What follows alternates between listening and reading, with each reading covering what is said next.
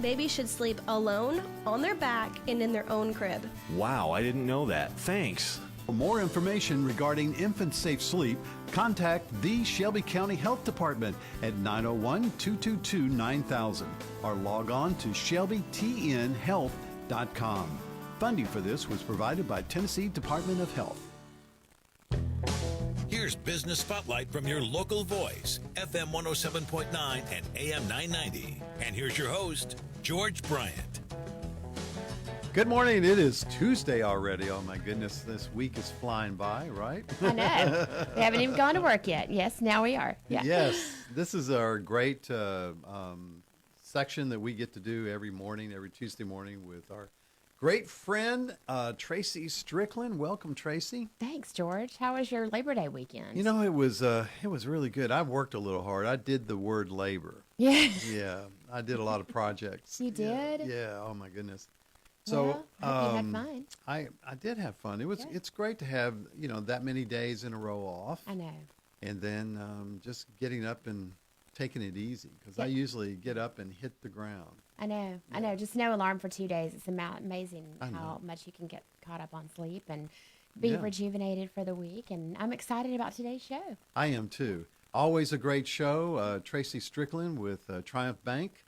Let's Talk Growth, and her special guest today, Brian Wilson, and she's going to tell us a little bit about a special project she's working on. Yes, we have had different guests from Advance Memphis over the past few years. We've had Steve Nash, who is the executive director and founder, and a few weeks ago we had Kelsey Martin, who is our director, who's their director of putting together volunteer coordinating. And so I'm really happy to have Bryn here. Bryn has been involved for so many years with Advance and has been a personal friend of the Nash family for a really long time. And what I'm really excited about having Bryn here today is to talk about the 20th anniversary celebration of Advance Memphis. And first of all, Bryn, thank you so much for joining us this morning. You're welcome. When we were talking the other day, just getting to know somebody and how they first got involved in an organization through just being a volunteer, I think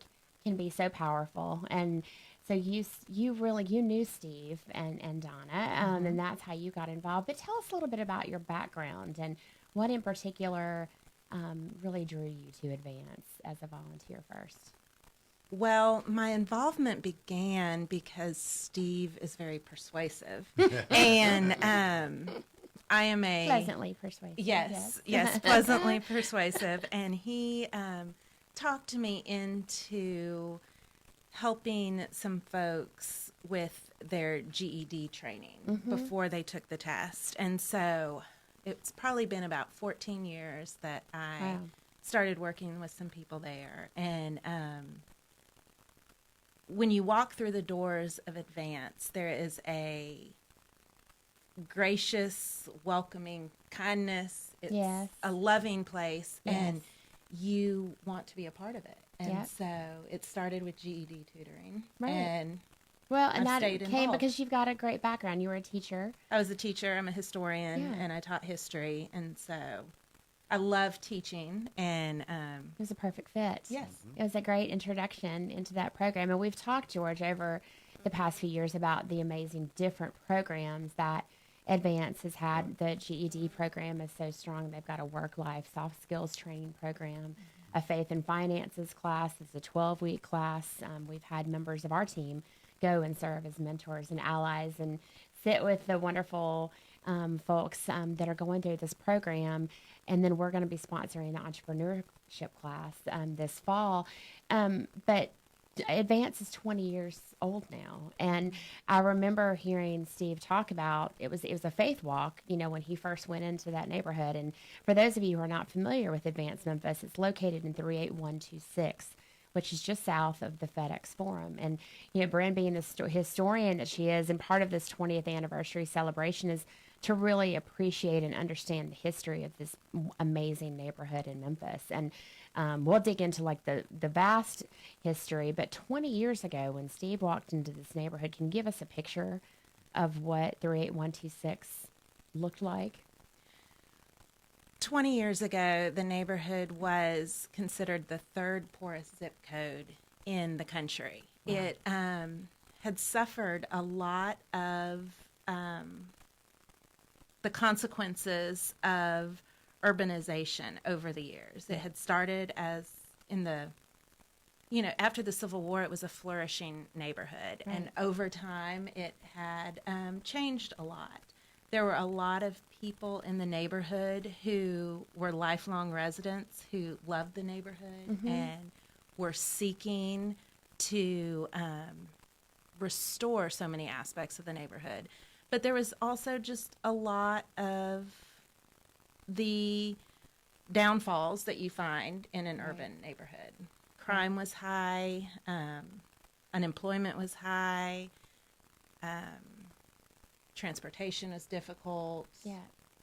Well, and I know you were talking about, at that point in time, a lot of people were home. Mm-hmm. They weren't trying to seek employment. They were down on themselves, down on, their situation, and they weren't as much growing and seeking. I think that's the hope that Steve and Advance brought to them, to be able to build those relationships back up and to see them now, 20 years later, going out to seek work and flourishing so much more. But specifically after you got involved in the GED program, Steve got you involved in their biggest fundraiser. That was 9 years ago, which is Art for Jobs. So tell us how you got involved in that, and tell us how that event has grown so much over the years. When the art show first began 9 years ago, it was run by staff, and I happened to be good friends with staff members who pulled me in as a volunteer. And it became one of my favorite things to be a part of, because it's a beautiful event where you see people from all walks of life coming together for artwork. And there's just something very restoring about that. They're in a beautiful space looking at beautiful works of art that artists mostly from our community are contributing to. And so I've just grown in my involvement for that over the years. It's gone through some changes. We moved from the office space to the warehouse, which allows for a better gallery type of feel, I think. Oh, yeah, definitely. It also houses more people and makes it more comfortable for people to come to. And we also went from being mainly staff run to being mainly volunteer run, and now we're back to kind of a partnership between volunteers and staff now, which is working really well. I know, and I've been so happy to be able to be part of that volunteer committee that's helped put it together just the past 3 years. And I know probably the first year it had maybe 100 or so attendees. This year, I know Steve and the team are looking like for 600 or 700 people. So, of course, that's going to be wrapped up into the 20th anniversary. So when we come back, let's dig in a little bit more about the history of the neighborhood and the great things happening in Advance. Okay. You're listening to Let's Talk Growth with Triumph Bank, host Tracy Strickland. Triumph Bank, your local community bank. Triumph Bank at 901-333-8800. We'll be right back. You're listening to The Voice, FM 107.9 and AM 990. You and your friends and associates are invited to attend the Mississippi Senior Expo and Health Fair, Thursday, September 19th from 9 a.m. until 2 p.m. at the Brown Missionary Baptist Church, located at 7200 Swinia Road in South Haven, Mississippi. There will be health exams, flu shots, entertainment, and this year, there'll be food trucks on site to allow you to enjoy lunch while you're there, and a demonstration on healthy living by the Silver Sneakers. The Mississippi Senior Expo and Health Fair is promoted by the DeSoto Times and the Best Times. Mark your calendar for September 19th. You'll be glad you did. Your dog is a furry member of your family, and they deserve the highest level of care. Dogtopia has award-winning daycare, boarding, and spa services. They are the safest, cleanest, and most transparent dog daycare and boarding option for you. The best part? You can check in with your dog anytime on the video stream on your phone. Dogtopia, located at Carriage Crossing. Find out more at dogtopia.com to schedule your dog's best day ever. Now back to Business Spotlight on The Voice, FM 107.9 and AM 990.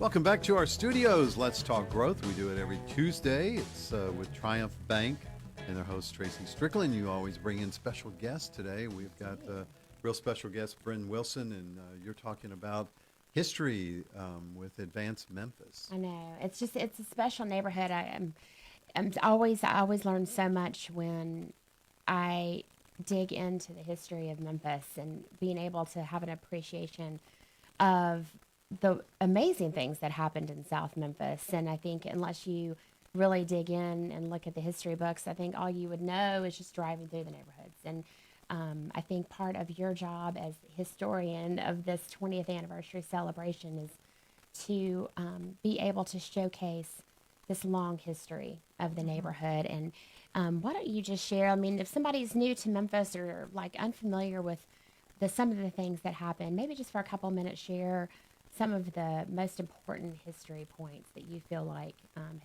that is what has made South Memphis so special.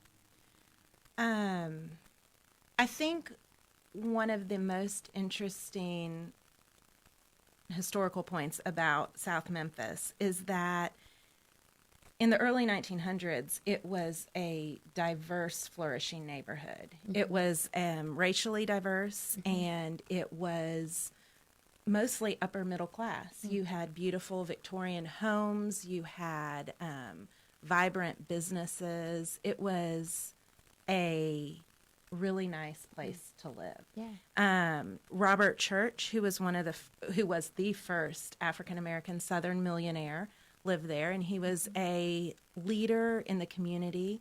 He built Church Park and Auditorium, which was a place for African Americans to go and to hold gatherings because most of the city-owned properties were off limits to them. Right. There were also upper middle class and wealthy white residents like Samuel Carnes, who brought the car and the telephone to Memphis. Wow. And Supreme Court justices.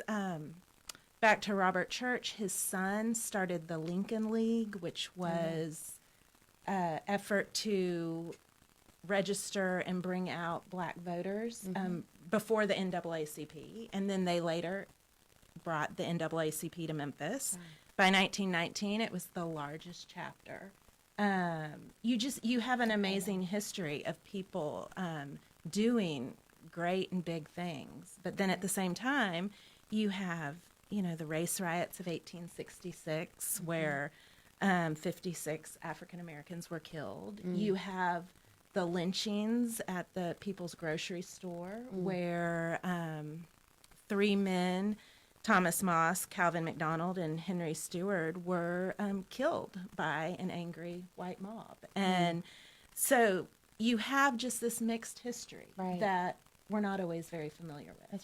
That's right. And and then there was that point in time when segregation started, which really changed the neighborhood, and it changed the landscape of it. A lot of the homes went away.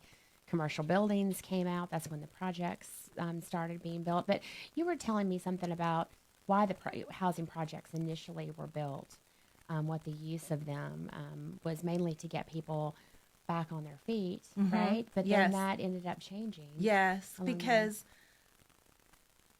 people didn't view the housing projects as a permanent place to live. It was where you could stay to get back on your feet, especially after you had the Depression era and World War II. You had people that were just recovering economically. Exactly. And so a lot of people went through those projects as just a step towards economic stability. Exactly. So, I mean, as we look toward understanding and appreciating where that neighborhood has come, then Steve walks in. And I know that you talked about, a lot of times Steve wasn't sure if he wanted to shine the light on, this 20th anniversary, mainly because he doesn't like the spotlight. I mean, he's such a servant leader. But, it's... and also, I think I've served on boards where you have a long range plan and a long strategic plan. Well, Steve doesn't run advance like that. No. So talk to us about that. For Steve, the most important part of what he does is relationships and the building of relationships, because he's looking at an opportunity to restore all aspects of the community. It's not just about the economic stability. It's about the spiritual, the social, the economic, the political, all of it being restored together in the whole person. Right. And so from the very beginning, Steve has been focused on being present and being consistent with the people in the neighborhood. And that is one of the things that people in the neighborhood really recognize about Advance Memphis today. Yeah. They know that the people that work at Advance aren't going anywhere. Right. They know that they're going to walk beside them as they go on this journey, because it's not a quick fix. No. It's not a one size fits all fix. Right. You know, each person has different struggles, and they have different hopes and dreams. Yeah. And well, that's, I mean, I think in being able to understand that every person is unique, and instead of having a strategic plan, he's listening to the neighbors to find out what are they looking for and how Advance can help make that neighborhood better. And I just think that's so inspirational. And you've mentioned that Advance's success is built on a community of so many people, because it's not just Steve. I mean, there's a tremendous staff that works there. And as you've been preparing for several months for this 20th anniversary, one of the staff members there at Advance, his name is Mike Shaw, and he had a really, really fantastic quote. And if you wouldn't mind, I'd love for you to share that. So Mike has worked at Advance for quite a while, and he's done quite a few jobs at Advance. And he said that Advance's consistency and presence in this neighborhood for 20 years has contributed more to its success than any program or intervention it has enlisted. Quoting Mike, "I have learned the importance of showing up, listening, and being available as the most important ingredients in expressing love for someone else, earning their trust, and encouraging positive change. Advance has provided stability in an unstable neighborhood, constancy to a neighborhood in transition, and order to a place often full of chaos." Well, I think it just speaks so much to when you build relationships, being able to have that consistency and just showing up. I mean, simply that alone sometimes can speak so much more than, anything that you could pour into somebody and say, hey, you need to do this, fix this, and to work over here. And it's just a relational thing. And I know you've also mentioned how Advance, they really dig into every part of that person. So it's not just putting a Band-Aid on like today's struggles. Right. And it's so much deeper. And Advance is always learning how they can help with that. They just added trauma healing to their work-life soft skills training class, because they've realized that the traumas that people go through can affect just everything. And, they have Overcoming Through Christ, which is a alcohol recovery program. They have anger management. They have healthy eating and family care classes. Just, they're always attempting to find what can help each person flourish. And meet somebody where they are, where their needs are for that day. And those days can change from every day. So let's talk about Art for Jobs, because I know people are like, well, you've mentioned Art for Jobs. When is it? What is it? So if somebody wants to get involved, maybe it's on a service side and volunteer, or, maybe it's an artist. We still have a little time for artists to bring in their art. So tell us about it, Art for Jobs. So Art for Jobs is a community art show. It is Advance Memphis's #1 fundraiser. It is an evening event that starts at 5 p.m. on Thursday, September 26th. And if you want to contribute art, the deadline is September 13th. Okay. And if you want to volunteer, then they're always looking for volunteers and excited to bring in anybody who would like to participate. Kelsey Martin, who you spoke with a few weeks ago, the number at Advance is 901-543-8525, and her email address is kmartin@advancememphis.org. Well, and they also, if you go to advancememphis.org, you can read the mission of Advance and learn all about these various programs. There's so many ways, and I would say if this has, struck a chord with you, I've never even knew that much. I never know that much about South Memphis, but I'd like to get plugged into the neighborhood. Art for Jobs is a great first step into understanding the organization, and who knows, you might find a really great piece of art. There's so many talented artists throughout the city, and I think that that's what's so amazing. They've got 3, presenting, what do they call them? Their lead artists that they're going to have a focus wall. I know that Megan Hurdle is one. Meredith Ollinger Yes. and Brenda Joyce Smith. Yeah. All 3 incredible artists, all 3 very different. Oh, yeah, definitely. And they'll be on hand to discuss their work, and That's incredible. it's so fun. Well, I know volunteers will hang this art, and it's gone to, when you think about how large this warehouse is, you just need to come. It's 575 Suzette, so it's right around the corner from Advance's headquarters on Vance. Now they've got a second warehouse. Maybe they'll move it to that new warehouse next year. You never know because it's bigger. But I think you'll give them a picture. Besides the art, what are you doing as far as showcasing the 20th anniversary at that event? So we are going to have a visual display in the part of the warehouse that is not used for the art show. There's a part that is rented by another nonprofit called Memphis Tilth, and they have their commercial kitchen and their offices and all their space back there. And we are going to use the hallways to tell the story of the neighborhood and tell the story of Advance, how it's grown and changed. We're going to highlight some of the relationships that have developed over the years. We are going to just look at what has happened in the past 20 years because there is a lot to celebrate. And we are also going to hopefully engage other people, say, look what's going on, and would you like to join us? Right. And so we'll have an opportunity for people to see if there's some aspect of volunteering that they could see themselves fitting into. We'll also have a video of kind of telling the story of Advance also, and celebrating just primarily what has happened in some people's lives. Right. So that'll be showing, and it'll be showing all night, and people can look at art. Yeah. And look at Buy the display. art, learn about the neighborhood, learn about the transformational relationships that are happening. There are so many different ways, and I know one of the ways that we serve, we bring lunch to the Work Life program.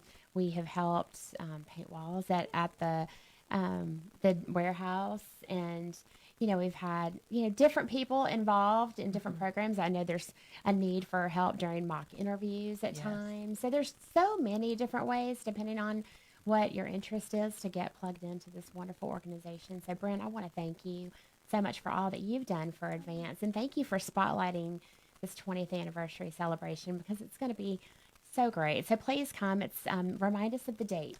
Thursday, September 26th Okay. at 5 p.m. Yeah, 575 Suzette. So we would love to see you there. Tracy, it's good having you again. We'll be back next Tuesday, Thanks, 7:30. George. Have a great week. Let's talk growth. Triumph Bank, I want to remind you that they have got 4 locations throughout Memphis. So great bank, local community, supporting great things going on in our community like Advance Memphis. And we'll see you next Tuesday. Have a great week, George. Listening Thanks. to The Voice, FM 107.9 and AM 990.